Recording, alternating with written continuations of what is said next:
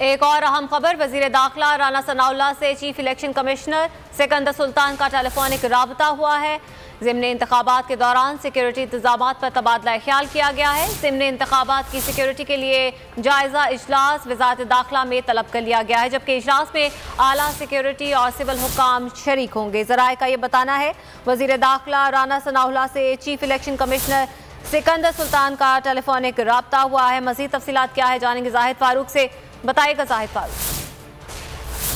जी बिल्कुल, आज वज़ीर दाखिला राना सनाउल्लाह ने टेलीफोन किया है चीफ इलेक्शन कमिश्नर को और इस हवाले से उन्होंने ज़िमनी इंतखाबात जो हो रहे हैं पंजाब में सिक्योरिटी इंतजाम पर तबादला ख्याल किया है और वज़ीर दाखिला राना सनाउल्लाह ने इस हवाले से सिक्योरिटी के जायजे के लिए एक हंगामी इजलास भी वजारत दाखिला में तलब कर लिया है और इजलास में वजारत दाखिला सिक्योरिटी इदारों के हुकाम और चीफ सेक्रेटरी सिंध भी जो है वो भी इसमें शरीक होंगे और पंजाब के जो चीफ सेक्रेटरी है, होम सेक्रेटरी है, आई पंजाब और बाकी दीगर जो हुकाम है उनको भी इजलास के अंदर तलब किया गया है। और जो हवाले से आगाह कर रहे थे, बहुत शुक्रिया आपका।